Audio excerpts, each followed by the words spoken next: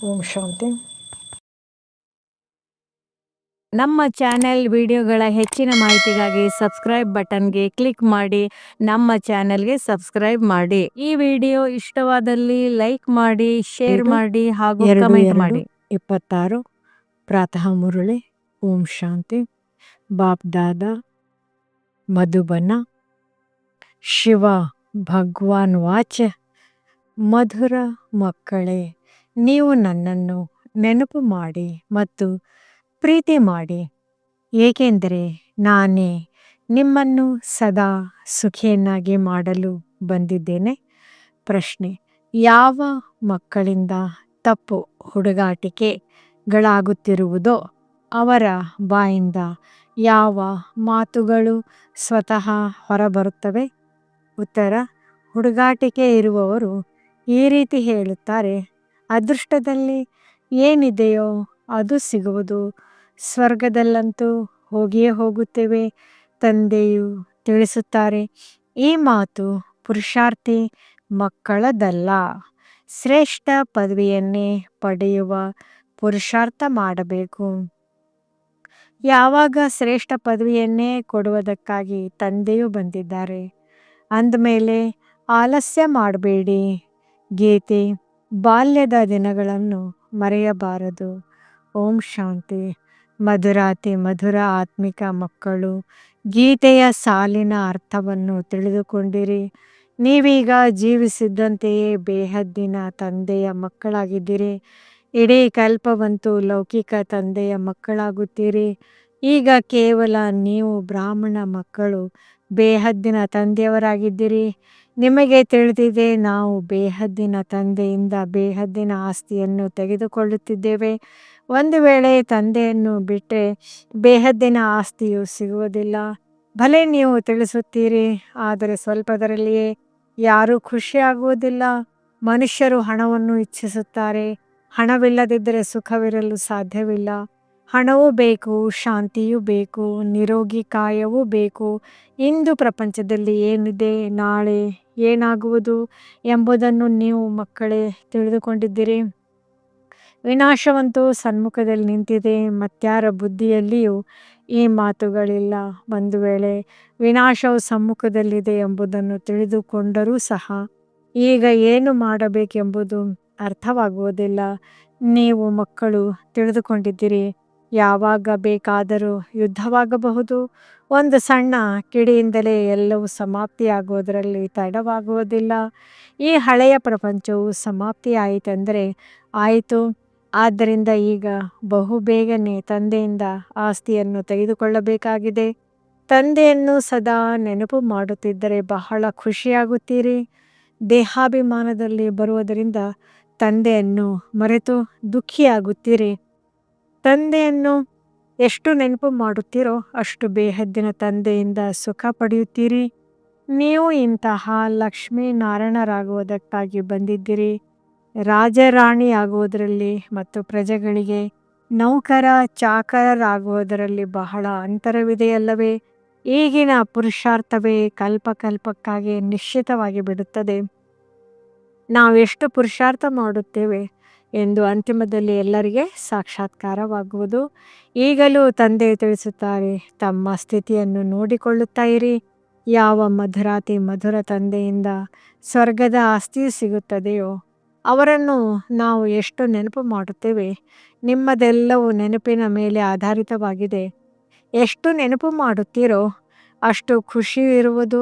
ನಾವೀಗ ಸಮೀಪಕ್ಕೆ ಬಂದು ತಲುಪಿದ್ದೇವೆ ಎಂದು ತಿಳಿಯುತ್ತಾರೆ. ಇನ್ನು ಕೆಲವರು ಗುರಿಯು ಇನ್ನೆಷ್ಟು ದೂರವಿದೆಯೋ ಎಂದು ಸುಸ್ತಾಗುತ್ತಾರೆ.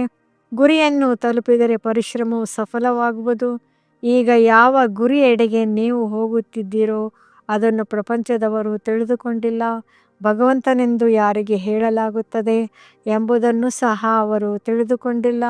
ಭಗವಂತನೆಂದು ಹೇಳುತ್ತಾರೆ ಮತ್ತೆ ಅವರ ಕಲ್ಲು ಮುಳ್ಳಿನಲ್ಲಿದ್ದಾರೆಂದು ಹೇಳಿಬಿಡುತ್ತಾರೆ.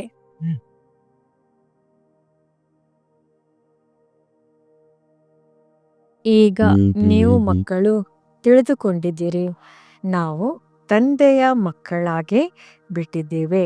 ಈಗ ತಂದೆಯ ಮತದ ಅನುಸಾರವೇ ನಡೆಯಬೇಕಾಗಿದೆ. ಭಲೆ ವಿದೇಶದಲ್ಲಿರಿ, ಅಲ್ಲಿದ್ದರೂ ಸಹ ಕೇವಲ ತಂದೆಯನ್ನು ನೆನಪು ಮಾಡಬೇಕಾಗಿದೆ. ನಿಮಗೆ ಶ್ರೀಮತ ಸಿಗುತ್ತದೆ. ನೆನಪಿನ ವಿನಃ ಆತ್ಮವು ತಮೋಪ್ರಧಾನದಿಂದ ಸತೋಪ್ರಧಾನವಾಗಲು ಸಾಧ್ಯವಿಲ್ಲ. ನೀವು ಹೇಳುತ್ತೀರಿ, ಬಾಬಾ, ನಾವು ತಮ್ಮಿಂದ ಪೂರ್ಣ ಆಸ್ತಿಯನ್ನು ತೆಗೆದುಕೊಳ್ಳುತ್ತೇವೆ. ಹೇಗೆ ನಮ್ಮ ಬಾಬಾರವರು ಪೂರ್ಣ ಆಸ್ತಿಯನ್ನು ತೆಗೆದುಕೊಳ್ಳುತ್ತಾರೆ, ಹಾಗೆಯೇ ನಾವು ಸಹ ಪುರುಷಾರ್ಥ ಮಾಡಿ ಅವರ ಸಿಂಹಾಸನದ ಮೇಲೆ ಅವಶ್ಯವಾಗಿ ಕುಳಿತುಕೊಳ್ಳುತ್ತೇವೆ. ಮಮ್ಮ ಬಾಬಾರವರು ರಾಜೇಶ್ವರಿಯಾಗುತ್ತಾರೆ ಅಂದಾಗ ನಾವೂ ಆಗುತ್ತೇವೆ. ಎಲ್ಲರಿಗಾಗಿ ಪರೀಕ್ಷೆಯು ಒಂದೇ ಆಗಿದೆ. ನಿಮಗೆ ಬಹಳ ಚಿಕ್ಕ ಮಾತನ್ನು ಕಲಿಸಲಾಗುತ್ತದೆ. ಕೇವಲ ತಂದೆಯನ್ನು ನೆನಪು ಮಾಡಿ. ಇದಕ್ಕೆ ಸಹಜ ರಾಜಯೋಗ ಬಲವೆಂದು ಕರೆಯಲಾಗುವುದು. ನಿಮಗೆ ತಿಳಿದಿದೆ, ಯೋಗದಿಂದ ಬಹಳ ಬಲ ಸಿಗುತ್ತದೆ ತಿಳಿದುಕೊಳ್ಳುತ್ತಾರೆ.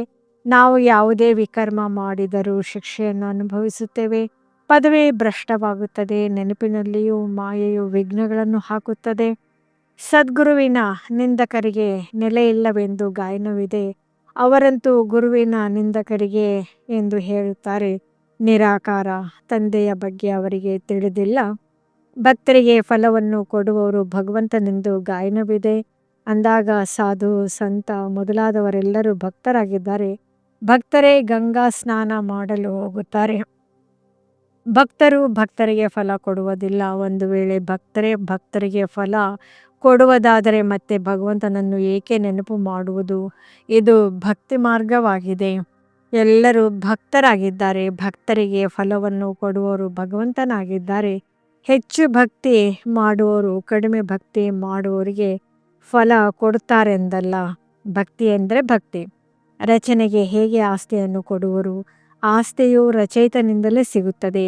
ಈ ಸಮಯದಲ್ಲಿ ಎಲ್ಲರೂ ಭಕ್ತರಾಗಿದ್ದಾರೆ. ಯಾವಾಗ ಜ್ಞಾನವು ಸಿಗುತ್ತದೆಯೋ ಆಗ ಭಕ್ತಿಯು ತಾನಾಗಿಯೇ ಬಿಟ್ಟು ಹೋಗುತ್ತದೆ. ಜ್ಞಾನದ ಜಿಂದಾಬಾದ್ ಆಗುತ್ತದೆ. ಜ್ಞಾನವಿಲ್ಲದೆ ಸದ್ಗತಿ ಹೇಗಾಗುವುದು? ಎಲ್ಲರೂ ತಮ್ಮ ಲೆಕ್ಕಾಚಾರಗಳನ್ನು ಮುಗಿಸಿಕೊಂಡು ಹೊರಟು ಹೋಗುತ್ತಾರೆ. ಅಂದಾಗ ಈಗ ನೀವು ಮಕ್ಕಳು ತಿಳಿದುಕೊಂಡಿದ್ದೀರಿ, ವಿನಾಶವು ಸನ್ಮುಖದಲ್ಲಿಯೇ ನಿಂತಿದೆ. ವಿನಾಶಕ್ಕೆ ಮೊದಲೇ ಪುರುಷಾರ್ಥ ಮಾಡಿ ತಂದೆಯಿಂದ ಆಸ್ತಿಯನ್ನು ತೆಗೆದುಕೊಳ್ಳಬೇಕಾಗಿದೆ. ನೀವು ತಿಳಿದುಕೊಂಡಿದ್ದೀರಿ, ನಾವೀಗ ಪಾವನ ಪ್ರಪಂಚದಲ್ಲಿ ಹೋಗುತ್ತಿದ್ದೇವೆ. ಯಾರು ಬ್ರಾಹ್ಮಣರಾಗುವರೋ ಅವರೇ ನಿಮಿತ್ತರಾಗುತ್ತಾರೆ. ಬ್ರಹ್ಮ ಮುಖವಂಶಾವಳಿ ಬ್ರಾಹ್ಮಣರಾಗದೆ ನೀವು ತಂದೆಯಿಂದ ಆಸ್ತಿಯನ್ನು ಪಡೆಯಲು ಸಾಧ್ಯವಿಲ್ಲ. ತಂದೆಯು ಮಕ್ಕಳನ್ನು ರಚಿಸುವುದೇ ಆಸ್ತಿಯನ್ನು ಕೊಡುವುದಕ್ಕಾಗಿ. ಶಿವತಂದೆಯ ಮಕ್ಕಳಂತೂ ನಾವು ಆಗಿಯೇ ಇದ್ದೇವೆ. ಸೃಷ್ಟಿಯನ್ನು ರಚಿಸುವುದೇ ಮಕ್ಕಳಿಗೆ ಆಸ್ತಿಯನ್ನು ಕೊಡುವುದಕ್ಕಾಗಿ. ಶರೀರಧಾರಿಗಳಿಗೆ ಆಸ್ತಿಯನ್ನು ಕೊಡುವರಲ್ಲವೇ? ಆತ್ಮಗಳಂತೂ ಮೇಲಿರುತ್ತಾರೆ. ಅಲ್ಲಿ ಆಸ್ತಿ ಅಥವಾ ಪ್ರಾರಬ್ಧದ ಮಾತೇ ಇಲ್ಲ. ನೀವೀಗ ಪುರುಷಾರ್ಥ ಮಾಡಿ ಪ್ರಾರಬ್ಧವನ್ನು ಪಡೆಯುತ್ತಿದ್ದೀರಿ. ಇದು ಪ್ರಪಂಚದವರಿಗೆ ತಿಳಿದೇ ಇಲ್ಲ. ಈಗ ಸಮಯ ಸಮೀಪಕ್ಕೆ ಬರುತ್ತಿದೆ. ಕೇವಲ ಬಾಂಬುಗಳನ್ನು ಇಟ್ಟುಕೊಳ್ಳುವುದಕ್ಕಾಗಿ ತಯಾರಿಸಿಲ್ಲ, ಬಹಳಷ್ಟು ತಯಾರಿ ನಡೆಯುತ್ತಿದೆ. ಈಗ ತಂದೆಯು ನಮಗೆ ಆದೇಶ ನೀಡುತ್ತಾರೆ, ಮಕ್ಕಳೇ, ನನ್ನನ್ನು ನೆನಪು ಮಾಡಿ. ಇಲ್ಲದಿದ್ದರೆ ಅಂತಿಮದಲ್ಲಿ ಬಹಳ ಅಳಬೇಕಾಗುವುದು. ರಾಜ್ಯ ವಿದ್ಯೆಯು ಪರೀಕ್ಷೆಯಲ್ಲಿ ಯಾರಾದರೂ ಅನುತ್ತೀರ್ಣರಾದರೆ ಹೋಗಿ ಕೋಪದಲ್ಲಿ ಮುಳುಗಿಬಿಡುತ್ತಾರೆ. ಇಲ್ಲಿ ಕೋಪದ ಮಾತಂತೂ ಇಲ್ಲ. ಅಂತಿಮದಲ್ಲಿ ನಿಮಗೆ ಬಹಳ ಸಾಕ್ಷಾತ್ಕಾರಗಳಾಗುತ್ತವೆ. ನಾವು ಏನೇನಾಗುತ್ತೇವೆ ಎಂಬುದೂ ಸಹ ತಿಳಿಯುತ್ತದೆ. ಪುರುಷಾರ್ಥ ಮಾಡಿಸುವುದು ತಂದೆಯ ಕೆಲಸವಾಗಿದೆ. ಮಕ್ಕಳು ಹೇಳುತ್ತಾರೆ, ಬಾಬಾ, ನಾವು ಕರ್ಮ ಮಾಡುತ್ತಾ ನೆನಪು ಮಾಡುವುದನ್ನು ಮರೆತು ಹೋಗುತ್ತೇವೆ. ಇನ್ನು ಕೆಲವರು ಬಾಬಾ ನೆನಪು ಮಾಡಲು ಬಿಡುವು ಸಿಗುವುದಿಲ್ಲವೆಂದು ಹೇಳುತ್ತಾರೆ. ಇದಕ್ಕೆ ತಂದೆಯು ತಿಳಿಸುತ್ತಾರೆ, ಒಳ್ಳೆಯದು, ಸಮಯವನ್ನು ತೆಗೆದು ನೆನಪಿನಲ್ಲಿ ಕುಳಿತುಕೊಳ್ಳಿ. ತಂದೆಯನ್ನು ನೆನಪು ಮಾಡಿ. ಪರಸ್ಪರ ಮಿಲನ ಮಾಡುತ್ತೀರೆಂದರೂ ಸಹ ಇದೇ ಪ್ರಯತ್ನ ಮಾಡಿ. ನಾವು ತಂದೆಯನ್ನು ನೆನಪು ಮಾಡಬೇಕು. ಪರಸ್ಪರ ಸೇರಿ ಕುಳಿತುಕೊಳ್ಳುವುದರಿಂದ ನೀವು ಚೆನ್ನಾಗಿ ನೆನಪು ಮಾಡುತ್ತೀರಿ. ಸಂಘಟನೆಯ ಸಹಯೋಗ ಸಿಗುವುದು. ಮೂಲ ಮಾತು ತಂದೆಯನ್ನು ನೆನಪು ಮಾಡಬೇಕಾಗಿದೆ. ಯಾರಾದರೂ ವಿದೇಶಕ್ಕೆ ಹೋಗುತ್ತೀರೆಂದರೆ ಅಲ್ಲಿ ಕೇವಲ ಒಂದು ಮಾತನ್ನು ನೆನಪಿಟ್ಟುಕೊಳ್ಳಿ, ತಂದೆಯ ನೆನಪಿನಿಂದಲೇ ನೀವು ತಮೋ ಪ್ರಧಾನರಿಂದ ಸತೋ ಪ್ರಧಾನರಾಗುತ್ತೀರಿ. ತಂದೆಯು ತಿಳಿಸುತ್ತಾರೆ, ಮಕ್ಕಳೇ, ಕೇವಲ ಒಂದು ಮಾತನ್ನು ನೆನಪಿಟ್ಟುಕೊಳ್ಳಿ, ತಂದೆಯನ್ನು ನೆನಪು ಮಾಡಿ, ಯೋಗ ಬಲದಿಂದ ಎಲ್ಲ ಪಾಪಗಳು ಭಸ್ಮವಾಗುತ್ತವೆ. ತಂದೆ ತಿಳಿಸುತ್ತಾರೆ, ಮನ್ಮನಾಭವ, ನನ್ನನ್ನು ನೆನಪು ಮಾಡಿದರೆ ವಿಶ್ವದ ಮಾಲೀಕರಾಗುವಿರಿ. ಮೂಲ ಮಾತು ನೆನಪಿನದಾಗಿದೆ. ನೀವು ಎಲ್ಲಿಯೂ ಹೋಗುವ ಮಾತಿಲ್ಲ, ಮನೆಯಲ್ಲಿಯೇ ಇರಿ. ಕೇವಲ ತಂದೆಯನ್ನು ನೆನಪು ಮಾಡಿ. ಪವಿತ್ರರಾಗದಿದ್ದರೆ ನೆನಪು ಮಾಡಲು ಸಾಧ್ಯವಿಲ್ಲ. ಎಲ್ಲರೂ ಬಂದು ತರಗತಿಯಲ್ಲಿ ಓದುತ್ತಾರೆಂದಲ್ಲ, ಮಂತ್ರವನ್ನು ತೆಗೆದುಕೊಂಡ ಮೇಲೆ ಭಲೆ ಎಲ್ಲಿಯಾದರೂ ಹೋಗಿರಿ. ಸತೋ ಪ್ರಧಾನರಾಗುವ ಮಾರ್ಗವನ್ನಂತೂ ತಂದೆಯು ತಿಳಿಸಿದ್ದಾರೆ. ವಾಸ್ತವದಲ್ಲಿ ಸೇವಾ ಕೇಂದ್ರಕ್ಕೆ ಬರುವುದರಿಂದ ನೀವು ಹೊಸ ಹೊಸ ಮಾತುಗಳನ್ನು ಕೇಳುತ್ತಿರುತ್ತೀರಿ. ಒಂದು ವೇಳೆ ಯಾವುದೇ ಕಾರಣದಿಂದ ಬರಲು ಸಾಧ್ಯವಾಗುವುದಿಲ್ಲ, ಮಳೆ ಬರುತ್ತದೆ, ಕರ್ಫ್ಯೂ ಉಂಟಾಗುತ್ತದೆ, ಯಾರು ಹೊರಬರಲು ಸಾಧ್ಯವಾಗದಿದ್ದರೆ ಏನು ಮಾಡುತ್ತೀರಿ? ತಂದೆಯು ತಿಳಿಸುತ್ತಾರೆ, ಪರವಾಗಿಲ್ಲ, ನೀವು ಶಿವನ ಮಂದಿರದಲ್ಲಿ ಹಾಲನ್ನೆರೆಯಲೇಬೇಕಾಗುವುದು ಎಂದಲ್ಲ, ಎಲ್ಲಿಯೇ ಇದ್ದರೂ ಸಹ ನೆನಪಿನಲ್ಲಿರಿ. ನಡೆಯುತ್ತಾ ತಿರುಗಾಡುತ್ತಾ ಅನ್ಯರಿಗೂ ಇದನ್ನೇ ಹೇಳಿರಿ. ತಂದೆಯನ್ನು ನೆನಪು ಮಾಡಿದರೆ ವಿಕರ್ಮಗಳು ವಿನಾಶವಾಗುತ್ತದೆ ಮತ್ತು ದೇವತೆಗಳಾಗಿ ಬಿಡುತ್ತೀರಿ. ಎರಡೇ ಅಕ್ಷರಗಳಿವೆ. ತಂದೆ ರಚಯಿತನಿಂದಲೇ ಆಸ್ತಿಯನ್ನು ಪಡೆಯಬೇಕಾಗಿದೆ. ರಚಯಿತನು ಒಬ್ಬರೇ ಆಗಿದ್ದಾರೆ. ಅವರು ಎಷ್ಟು ಸಹಜ ಮಾರ್ಗವನ್ನು ತಿಳಿಸುತ್ತಾರೆ. ತಂದೆಯು ನೆನಪು ಮಾಡುವ ಮಂತ್ರವು ಸಿಕ್ಕಿಬಿಟ್ಟಿತು. ತಂದೆಯು ತಿಳಿಸುತ್ತಾರೆ, ಈ ಬಾಲ್ಯವನ್ನು ಮರೆಯಬೇಡಿ. ಇಂದು ನಗುತ್ತಿದ್ದಿರಿ, ಒಂದು ವೇಳೆ ತಂದೆಯನ್ನು ಮರೆತರೆ ನಾಳೆ ಅಳಬೇಕಾಗುವುದು. ತಂದೆಯಿಂದ ಪೂರ್ಣ ಆಸ್ತಿಯನ್ನು ತೆಗೆದುಕೊಳ್ಳಬೇಕು. ಇಂಥವರು ಅನೇಕರಿದ್ದಾರೆ. ಸ್ವರ್ಗದಲ್ಲಂತೂ ಹೋಗುತ್ತೇವೆ, ಅದೃಷ್ಟದಲ್ಲಿ ಏನಿರುವುದೋ ಅದೇ ಸಿಗುವುದು ಎಂದು ಹೇಳುತ್ತಾರೆ. ಅವರಿಗೆ ಪುರುಷಾರ್ಥಿಗಳೆಂದು ಹೇಳುವುದಿಲ್ಲ. ಮನುಷ್ಯರು ಪುರುಷಾರ್ಥ ಮಾಡುವುದು ಶ್ರೇಷ್ಠ ಪದವಿಯನ್ನು ಪಡೆಯುವುದಕ್ಕಾಗಿ. ಅಂದಮೇಲೆ ಈಗ ತಂದೆಯಿಂದ ಶ್ರೇಷ್ಠ ಪದವಿ ಸಿಗುತ್ತದೆ ಅಂದಾಗ ಏಕೆ ಆಲಸ್ಯ ಮಾಡಬೇಕು? ಯಾರು ಶಾಲೆಯಲ್ಲಿ ಓದುವುದಿಲ್ಲವೋ ಅವರು ವಿದ್ಯಾವಂತರ ಮುಂದೆ ತಲೆಬಾಗಬೇಕಾಗುತ್ತದೆ. ತಂದೆಯನ್ನು ಪೂರ್ಣ ನೆನಪು ಮಾಡದಿದ್ದರೆ ಪ್ರಜೆಗಳಲ್ಲಿ ಹೋಗಿ ನೌಕರ ಚಾಕರರಾಗುತ್ತಾರೆ. ಇದರಲ್ಲಿಯೇ ಖುಷಿಯಾಗಿ ಬಿಡಬಾರದು. ಮಕ್ಕಳು, ಸನ್ಮುಖದಲ್ಲಿ ರಿಫ್ರೆಶ್ ಆಗಿ ಹೋಗುತ್ತೀರಿ. ಕೆಲವರು ಬಂಧನದಲ್ಲಿರುವವರಾಗಿದ್ದಾರೆ, ಆದರೂ ಪರವಾಗಿಲ್ಲ. ಮನೆಯಲ್ಲಿ ಕುಳಿತೇ ತಂದೆಯನ್ನು ನೆನಪು ಮಾಡಿ. ಎಷ್ಟೊಂದು ತಿಳಿಸುತ್ತೇನೆ. ಮೃತ್ಯು ಸನ್ಮುಖದಲ್ಲಿ ನಿಂತಿದೆ. ಆಕಸ್ಮಿಕವಾಗಿ ಯುದ್ಧವು ಆರಂಭವಾಗಿ ಬಿಡುವುದು ಕಾಣುತ್ತದೆ. ಯುದ್ಧವು ಆಯಿತೆಂದರೆ ಆಯಿತು. ರೇಡಿಯೋಗಳಿಂದಲೂ ಎಲ್ಲವೂ ತಿಳಿಯುತ್ತಾ ಹೋಗುತ್ತದೆ. ಸ್ವಲ್ಪ ಗಡಿಬಿಡಿ ಮಾಡಿದರೆ ನಾವು ಈ ರೀತಿ ಮಾಡಿಬಿಡುತ್ತೇವೆ ಎಂದು ಹೇಳಿಬಿಡುತ್ತಾರೆ. ಮೊದಲೇ ಹೇಳಿಬಿಡುತ್ತಾರೆ. ಬಾಂಬುಗಳ ಗರ್ವವು ಬಹಳಷ್ಟಿದೆ.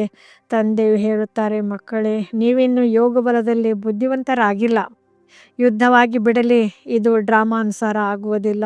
ಏಕೆಂದರೆ ಮಕ್ಕಳು ಇನ್ನೂ ಪೂರ್ಣ ಆಸ್ತಿಯನ್ನು ತೆಗೆದುಕೊಂಡಿಲ್ಲ. ಈಗಿನ್ನೂ ಪೂರ್ಣ ರಾಜಧಾನಿಯು ಸ್ಥಾಪನೆಯಾಗಿಲ್ಲ. ಸ್ವಲ್ಪ ಸಮಯ ಬೇಕು. ಪುರುಷಾರ್ಥ ಮಾಡಿಸುತ್ತಾ ಇರುತ್ತೇವೆ. ಯಾವ ಸಮಯದಲ್ಲಿ ಏನು ಬೇಕಾದರೂ ಆಗಿಬಿಡಬಹುದು. ವಿಮಾನ, ರೈಲು ಬೀಳಬಹುದು. ಮೃತ್ಯುವು ಎಷ್ಟು ಸಹಜವಾಗಿ ನಿಂತಿದೆ. ಧರಣಿಯು ಅಲುಗಾಡುತ್ತಿರುತ್ತದೆ. ಭೂಕಂಪವು ಎಲ್ಲದಕ್ಕಿಂತ ಹೆಚ್ಚು ಕೆಲಸ ಮಾಡುವುದು. ಇದು ಅಲುಗಾಡಿದಾಗಲೇ ಮನೆಗಳೆಲ್ಲವೂ ಬೀಳುವವು. ಅಂದಾಗ ಮೃತ್ಯುವಿಗೆ ಮೊದಲೇ ತಂದೆಯಿಂದ ಪೂರ್ಣ ಆಸ್ತಿಯನ್ನು ತೆಗೆದುಕೊಳ್ಳಬೇಕಾಗಿದೆ. ಆದ್ದರಿಂದ ತಂದೆಯನ್ನು ಬಹಳ ಪ್ರೀತಿಯಿಂದ ನೆನಪು ಮಾಡಬೇಕಾಗಿದೆ. ಬಾಬಾ ತಮ್ಮ ವಿನಃ ನಮಗೆ ಮತ್ಯಾರೂ ಇಲ್ಲ ಎಂದು ಕೇವಲ ತಂದೆಯನ್ನು ನೆನಪು ಮಾಡುತ್ತಾ ಇರಿ. ಎಷ್ಟು ಸಹಜ ರೀತಿಯಿಂದ ಹೇಗೆ ಚಿಕ್ಕ ಚಿಕ್ಕ ಮಕ್ಕಳಿಗೆ ಕುಳಿತು ತಿಳಿಸಿಕೊಡುತ್ತಾರೆ. ಮಕ್ಕಳೇ, ಮತ್ಯಾವುದೇ ಕಷ್ಟವನ್ನು ಕೊಡುವುದಿಲ್ಲ. ಕೇವಲ ನೆನಪು ಮಾಡಿ. ಕಾಮಚಿತೆಯನ್ನೇರಿ ನೀವೀಗ ಕಪ್ಪಾಗಿದ್ದೀರಿ. ಆದ್ದರಿಂದ ಜ್ಞಾನಚಿತೆಯನ್ನೇರಿ ಪವಿತ್ರರಾಗಿ. ತಮ್ಮ ಉದ್ದೇಶವೇನೆಂದು ಯಾರಾದರೂ ನಿಮ್ಮನ್ನು ಕೇಳಿದರೆ ತಿಳಿಸಿ. ಶಿವತಂದೆಯು ಎಲ್ಲರ ತಂದೆಯಾಗಿದ್ದಾರೆ. ಅವರು ತಿಳಿಸುತ್ತಾರೆ, ನನ್ನನ್ನೊಬ್ಬನನ್ನೇ ನೆನಪು ಮಾಡಿದರೆ ನಿಮ್ಮ ವಿಕರ್ಮಗಳು ವಿನಾಶವಾಗುತ್ತದೆ ಮತ್ತು ನೀವು ತಮೋಪ್ರಧಾನರಿಂದ ಸತೋ ಪ್ರಧಾನರಾಗಿ ಬಿಡುತ್ತೀರಿ. ಕಲಿಯುಗದಲ್ಲಿ ಎಲ್ಲರೂ ತಮೋ ಪ್ರಧಾನರಿದ್ದಾರೆ. ಸರ್ವರ ಸದ್ಗತಿದಾತನು ಒಬ್ಬರೇ ತಂದೆಯಾಗಿದ್ದಾರೆ. ಈಗ ತಂದೆಯು ತಿಳಿಸುತ್ತಾರೆ, ಕೇವಲ ನನ್ನನ್ನು ನೆನಪು ಮಾಡಿದರೆ ತುಕ್ಕು ಇಳಿಯುವುದು. ಕೇವಲ ಇಷ್ಟಾದರೂ ಸಂದೇಶವನ್ನು ಕೊಡಬಹುದಲ್ಲವೇ? ಸ್ವಯಂ ನೆನಪು ಮಾಡುತ್ತೀರೆಂದರೆ ಅನ್ಯರಿಗೂ ನೆನಪು ಮಾಡಿಸುತ್ತೀರಿ. ತಾನೇ ನೆನಪು ಮಾಡದಿದ್ದರೆ ಅನ್ಯರಿಗೂ ರುಚಿಯಿಂದ ಹೇಳುವುದಿಲ್ಲ, ಅಂದರೆ ಅದು ಅಂತರಾಳದಿಂದ ಬರುವುದಿಲ್ಲ. ತಂದೆಯು ತಿಳಿಸುತ್ತಾರೆ, ಎಲ್ಲಿಯಾದರೂ ಇರಿ, ಎಷ್ಟು ಸಾಧ್ಯವೋ ಕೇವಲ ತಂದೆಯನ್ನು ನೆನಪು ಮಾಡಿ. ಯಾರೇ ಸಿಕ್ಕಿದರೂ ಇದೇ ಶಿಕ್ಷಣ ಕೊಡಿ. ಮೃತ್ಯು ಸನ್ಮುಖದಲ್ಲಿ ನಿಂತಿದೆ. ತಂದೆಯು ತಿಳಿಸುತ್ತಾರೆ, ನೀವೆಲ್ಲರೂ ತಮೋ ಪ್ರಧಾನ ಪತಿತರಾಗಿ ಬಿಟ್ಟಿದ್ದೀರಿ. ಈಗ ನನ್ನನ್ನು ನೆನಪು ಮಾಡಿ ಪವಿತ್ರರಾಗಿ. ಆತ್ಮವೇ ಪತಿತನಾಗಿದೆ, ಸತ್ಯಯುಗದಲ್ಲಿ ಪಾವನವಾಗಿರುತ್ತದೆ. ತಂದೆಯು ತಿಳಿಸುತ್ತಾರೆ, ನೆನಪಿನಿಂದಲೇ ಆತ್ಮವು ಪಾವನವಾಗುವುದು, ಮತ್ಯಾವುದೇ ಉಪಾಯವಿಲ್ಲ. ಈ ಸಂದೇಶವನ್ನು ಎಲ್ಲರಿಗೆ ಕೊಡುತ್ತಾ ಹೋಗಿ, ಆಗ ಅನೇಕರ ಕಲ್ಯಾಣ ಮಾಡುತ್ತೀರಿ. ಮತ್ಯಾವುದೇ ಕಷ್ಟವನ್ನು ನಿಮಗೆ ಕೊಡುವುದಿಲ್ಲ. ಎಲ್ಲ ಆತ್ಮರನ್ನು ಪಾವನ ಮಾಡುವವರು ಪತಿತ ಪಾವನ ತಂದೆಯೇ ಆಗಿದ್ದಾರೆ. ಎಲ್ಲರಿಗಿಂತ ಸರ್ವೋತ್ತಮ ಪುರುಷೋತ್ತಮರನ್ನಾಗಿ ಮಾಡುವವರು ತಂದೆಯಾಗಿದ್ದಾರೆ. ಯಾರು ಪೂಜ್ಯರಾಗಿದ್ದಾರೋ ಅವರೇ ನಂತರ ಪೂಜಾರಿಯಾಗಿದ್ದಾರೆ. ರಾವಣ ರಾಜ್ಯದಲ್ಲಿ ನಾವು ಪೂಜಾರಿಗಳಾಗಿದ್ದೇವೆ, ರಾಮ ರಾಜ್ಯದಲ್ಲಿ ಪೂಜ್ಯರಾಗಿದ್ದೆವು. ಈಗ ರಾವಣ ರಾಜ್ಯದ ಅಂತ್ಯವಾಗಿದೆ. ತಂದೆಯನ್ನು ನೆನಪು ಮಾಡುವುದರಿಂದ ನಾವು ಪೂಜಾರಿಗಳಿಂದ ಪೂಜ್ಯರಾಗುತ್ತೇವೆ. ಅನ್ಯರಿಗೆ ಮಾರ್ಗವನ್ನು ತೋರಿಸಬೇಕಾಗಿದೆ. ವೃದ್ಧರದು ಸರ್ವಿಸ್ ಮಾಡಬೇಕು. ಮಿತ್ರ ಸಂಬಂಧಿ ಮೊದಲಾದವರಿಗೂ ಸಂದೇಶ ಕೊಡಿ. ಸತ್ಸಂಗ, ಮಂದಿರ ಇತ್ಯಾದಿಗಳು ಅನೇಕ ಪ್ರಕಾರವಾಗಿವೆ, ನಿಮ್ಮದು ಒಂದೇ ಪ್ರಕಾರವಾಗಿದೆ. ಕೇವಲ ತಂದೆಯ ಪರಿಚಯ ಕೊಡಬೇಕಾಗಿದೆ. ಶಿವತಂದೆಯು ತಿಳಿಸುತ್ತಾರೆ, ನನ್ನನ್ನೊಬ್ಬನನ್ನೇ ನೆನಪು ಮಾಡಿದರೆ ನೀವು ಸ್ವರ್ಗದ ಮಾಲೀಕರಾಗುವಿರಿ. ನಿರಾಕಾರ ಶಿವತಂದೆ ಸರ್ವರ ಸದ್ಗತಿದಾತ. ತಂದೆಯು ಆತ್ಮರಿಗೆ ಹೇಳುತ್ತಾರೆ, ನನ್ನನ್ನು ನೆನಪು ಮಾಡಿದರೆ ನೀವು ತಮೋ ಪ್ರಧಾನರಿಂದ ಸತೋ ಪ್ರಧಾನರಾಗುವಿರಿ. ಇದನ್ನು ತಿಳಿಸುವುದು ಬಹಳ ಸಹಜವಲ್ಲವೇ? ವೃದ್ಧರು ಸರ್ವಿಸ್ ಮಾಡಬಹುದು. ಮೂಲ ಮಾತೇ ಇದಾಗಿದೆ. ಮದುವೆ ಮುಂಜಿ ಎಲ್ಲಿಗೆ ಹೋಗುತ್ತೀರೆಂದರೆ ಕಿವಿಯಲ್ಲಿ ಈ ಮಾತನ್ನು ತಿಳಿಸಿ. ಗೀತೆಯ ಭಗವಂತನು ತಿಳಿಸುತ್ತಾರೆ, ನನ್ನನ್ನು ನೆನಪು ಮಾಡಿ. ಈ ಮಾತನ್ನು ಎಲ್ಲರೂ ಇಷ್ಟಪಡುತ್ತಾರೆ. ಹೆಚ್ಚು ಹೇಳುವ ಅವಶ್ಯಕತೆ ಇಲ್ಲ, ಕೇವಲ ತಂದೆಯ ಸಂದೇಶವನ್ನು ಕೊಡಬೇಕಾಗಿದೆ. ತಂದೆಯು ತಿಳಿಸುತ್ತಾರೆ, ನನ್ನನ್ನು ನೆನಪು ಮಾಡಿ, ಒಳ್ಳೆಯದು. ಈ ರೀತಿ ತಿಳಿದುಕೊಳ್ಳಿ. ಭಗವಂತನೇ ಪ್ರೇರಣೆ ಕೊಡುತ್ತಾರೆ. ಸ್ವಪ್ನದಲ್ಲಿ ಸಾಕ್ಷಾತ್ಕಾರವಾಗುತ್ತದೆ. ಶಬ್ದವು ಕೇಳಿ ಬರುತ್ತದೆ. ತಂದೆಯು ತಿಳಿಸುತ್ತಾರೆ, ನನ್ನನ್ನು ನೆನಪು ಮಾಡಿದರೆ ನೀವು ತಮೋ ಪ್ರಧಾನರಿಂದ ಸತೋ ಪ್ರಧಾನರಾಗುವಿರಿ. ನೀವು ಸ್ವಯಂ ಈ ಚಿಂತನೆ ಮಾಡುತ್ತಾ ಇದ್ದರೂ ಸಹ ನನ್ನ ದೋಣಿಯು ಪಾರಾಗುವುದು. ನಾನು ಪ್ರತ್ಯಕ್ಷದಲ್ಲಿ ಬೇಹದ್ದಿನ ತಂದೆಯ ಮಕ್ಕಳಾಗಿದ್ದೇವೆ ಮತ್ತು ತಂದೆಯಿಂದ 21 ಜನ್ಮಗಳ ಆಸ್ತಿಯನ್ನು ತೆಗೆದುಕೊಳ್ಳುತ್ತಿದ್ದೇವೆ. ಅಂದಮೇಲೆ ಖುಷಿ ಇರಬೇಕು. ತಂದೆಯನ್ನು ಮರೆತಾಗಲೇ ಕಷ್ಟವಾಗುತ್ತದೆ. ತಂದೆಯು ಎಷ್ಟು ಸಹಜವಾಗಿ ತಿಳಿಸುತ್ತಾರೆ, ತನ್ನನ್ನು ಆತ್ಮನೆಂದು ತಿಳಿದು ತಂದೆಯನ್ನು ನೆನಪು ಮಾಡಿರಿ. ಆಗ ಆತ್ಮವು ಸತೋ ಪ್ರಧಾನವಾಗಿ ಬಿಡುವುದು. ಇವರಿಗೆ ಸರಿಯಾದ ಮಾರ್ಗವು ಸಿಕ್ಕಿದೆ. ಈ ಮಾರ್ಗವನ್ನು ಎಂದೂ ಯಾರೂ ತಿಳಿಸಲು ಸಾಧ್ಯವಿಲ್ಲವೆಂದು ತಿಳಿದುಕೊಳ್ಳುವರು. ಒಂದು ವೇಳೆ ಶಿವತಂದೆಯನ್ನು ನೆನಪು ಮಾಡಿ ಎಂದು ಹೇಳುವುದಾದರೆ ಮತ್ತೆ ಸಾಧುಗಳ ಬಳಿ ಯಾರು ಹೋಗುತ್ತಾರೆ? ಇಂತಹ ಸಮಯ ಬರುವುದು ಯಾವಾಗ ನೀವು ಮನೆಯಿಂದ ಹೊರಗೆ ಬರಲು ಸಾಧ್ಯವಿಲ್ಲ. ತಂದೆಯನ್ನು ನೆನಪು ಮಾಡುತ್ತಾ ಮಾಡುತ್ತಾ ಶರೀರವನ್ನು ಬಿಟ್ಟು ಬಿಡುತ್ತೀರಿ. ಅಂತ್ಯಕಾಲದಲ್ಲಿ ಯಾರು ಶಿವತಂದೆಯ ಸ್ಮರಣೆ ಮಾಡುವರೋ ಅವರು ಲಕ್ಷ್ಮೀನಾರಾಯಣರ ರಾಜ್ಯದಲ್ಲಿ ಬರುತ್ತಾರಲ್ಲವೇ? ಮತ್ತೆ ಮತ್ತೆ ರಾಜ್ಯ ಪದವಿಯನ್ನು ಪಡೆಯುವಿರಿ. ಕೇವಲ ತಂದೆಯನ್ನು ನೆನಪು ಮಾಡಿ ಮತ್ತು ಪ್ರೀತಿ ಮಾಡಿ. ನೆನಪಿಲ್ಲದೆ ಹೇಗೆ ಪ್ರೀತಿ ಮಾಡುವಿರಿ? ಸುಖ ಸಿಗುತ್ತದೆ, ಆಗಲೇ ಪ್ರೀತಿ ಮಾಡಲಾಗುತ್ತದೆ. ದುಃಖ ಕೊಡುವವರನ್ನು ಪ್ರೀತಿ ಮಾಡಲಾಗುವುದಿಲ್ಲ. ತಂದೆಯು ತಿಳಿಸುತ್ತಾರೆ, ನಾನು ನಿಮ್ಮನ್ನು ಸ್ವರ್ಗದ ಮಾಲೀಕರನ್ನಾಗಿ ಮಾಡುತ್ತೇನೆ. ಆದ್ದರಿಂದ ನನ್ನನ್ನು ಪ್ರೀತಿ ಮಾಡಿ ತಂದೆಯ ಮತದಂತೆ ನಡೆಯಬೇಕಲ್ಲವೇ? ಒಳ್ಳೆಯದು. ಮಧುರಾತಿ ಮಧುರ. ಅಗಲಿ ಹೋಗಿ ಮರಳಿ ಸಿಕ್ಕಿರುವ ಮಕ್ಕಳ ಪ್ರತಿ ಮಾತಾ ಪಿತಾ ಬಾಬ್ದಾದಾರವರ ನೆನಪು ಪ್ರೀತಿ ಹಾಗೂ ಸುಪ್ರಭಾತ. ಆತ್ಮಿಕ ಮಕ್ಕಳಿಗೆ ಆತ್ಮಿಕ ತಂದೆಯ ನಮಸ್ತೆ. ಧಾರಣೆಗಾಗಿ ಮುಖ್ಯ ಸಾರ: ಖುಷಿಯಲ್ಲಿರಲು ನೆನಪಿನ ಪರಿಶ್ರಮ ಪಡಬೇಕಾಗಿದೆ. ನೆನಪಿನ ಬಲವು ಆತ್ಮವನ್ನು ಸತೋ ಪ್ರಧಾನ ಮಾಡುವಂಥದ್ದಾಗಿದೆ. ಪ್ರೀತಿಯಿಂದ ಒಬ್ಬ ತಂದೆಯನ್ನು ನೆನಪು ಮಾಡಬೇಕಾಗಿದೆ. ಶ್ರೇಷ್ಠ ಪದವಿಯನ್ನು ಪಡೆಯಲು ವಿದ್ಯೆಯ ಮೇಲೆ ಸಂಪೂರ್ಣ ಗಮನ ಕೊಡಬೇಕಾಗಿದೆ. ಅದೃಷ್ಟದಲ್ಲಿ ಏನಿರುವುದು ಅದಾಗುವುದು ಎಂದಲ್ಲ. ಈ ಆಲಸ್ಯವನ್ನು ಬಿಟ್ಟು ಪೂರ್ಣ ಆಸ್ತಿಗೆ ಅಧಿಕಾರಿಗಳಾಗಬೇಕಾಗಿದೆ. ವರದಾನ: ಅಲ್ಪಕಾಲದ ಲೌಕಿಕ ಜವಾಬ್ದಾರಿಗಳನ್ನು ಬೇಹದ್ದಿನಲ್ಲಿ ಪರಿವರ್ತನೆ ಮಾಡುವಂತಹ ಸ್ಮೃತಿ ಸ್ವರೂಪ ನಷ್ಟ ಮೋಹ ಭವ. ನಷ್ಟ ಮೋಹರು ಆಗುವುದಕ್ಕಾಗಿ ಕೇವಲ ತಮ್ಮ ಸ್ಮೃತಿ ಸ್ವರೂಪವನ್ನು ಪರಿವರ್ತನೆ ಮಾಡಿಕೊಳ್ಳಿರಿ. ಯಾವಾಗ ನಾವು ಗೃಹಸ್ಥಿ ಆಗಿದ್ದೇವೆ, ನಮ್ಮ ಮನೆ, ನಮ್ಮ ಸಂಬಂಧ ಎನ್ನುವ ಸ್ಮೃತಿ ಇರುತ್ತದೆಯೋ ಆಗಲೇ ಮೋಹ ಉಂಟಾಗುವುದು. ಈಗ ಈ ಅಲ್ಪಕಾಲದ ಜವಾಬ್ದಾರಿಗಳನ್ನು ಬೇಹದ್ದಿನ ಜವಾಬ್ದಾರಿಗಳಲ್ಲಿ ಪರಿವರ್ತನೆ ಮಾಡಿಬಿಡಿ. ಬೇಹದ್ದಿನ ಜವಾಬ್ದಾರಿಗಳನ್ನು ನಿಭಾಯಿಸುತ್ತೀರೆಂದರೆ ಅಲ್ಪಕಾಲದ ಜವಾಬ್ದಾರಿಯು ಸ್ವತಃವಾಗಿಯೇ ಪೂರ್ಣವಾಗಿ ಬಿಡುತ್ತದೆ. ಆದರೆ ಒಂದು ವೇಳೆ ಬೇಹದ್ದಿನ ಜವಾಬ್ದಾರಿಯನ್ನು ಮರೆತು ಕೇವಲ ಅಲ್ಪಕಾಲದ ಜವಾಬ್ದಾರಿಯನ್ನೇ ನಿಭಾಯಿಸುತ್ತೀರೆಂದರೆ ಅದು ಮತ್ತಷ್ಟು ಹಾಳು ಮಾಡುತ್ತೀರಿ. ಏಕೆಂದರೆ ಆ ಜವಾಬ್ದಾರಿಯಲ್ಲಿ ಮೋಹವು ಮರ್ಜಾಗಿ ಬಿಡುತ್ತದೆ. ಆದ್ದರಿಂದ ತಮ್ಮ ಸ್ಮೃತಿ ಸ್ವರೂಪವನ್ನು ಪರಿವರ್ತನೆ ಮಾಡಿ ನಷ್ಟ ಮೋಹವುಳ್ಳವರು ಆಗಿರಿ. ಸ್ಲೋಗನ್: ಇಂತಹ ತೀವ್ರ ಹಾರುವ ಪಕ್ಷಿಯಾಗಿರಿ. ಅದರಿಂದ ಮಾತುಗಳೆಂಬ ಮೋಡಗಳು ಸೆಕೆಂಡಿನಲ್ಲಿಯೇ ಪಾರಾಗಿ ಬಿಡಲಿ.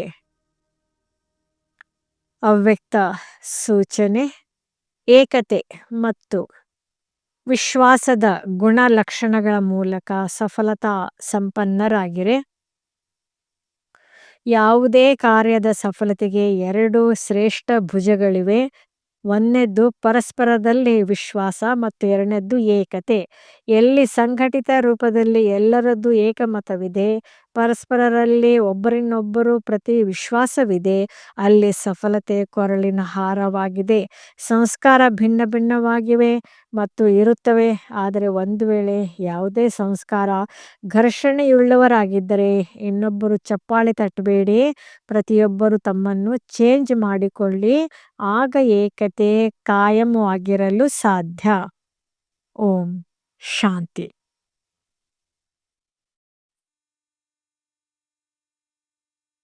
ಈ ಮುರಳಿ ಇಷ್ಟವಾದಲ್ಲಿ ಹೆಚ್ಚಿನ ಮುರಳಿಗಳ ಮಾಹಿತಿಗಾಗಿ ನಮ್ಮ ಚಾನಲ್ಗೆ ಸಬ್ಸ್ಕ್ರೈಬ್ ಮಾಡಿ. ತಮಗೆ ವಿಡಿಯೋ ನೋಟಿಫಿಕೇಷನ್ ಸಿಗ್ತಾ ಇರುವುದು.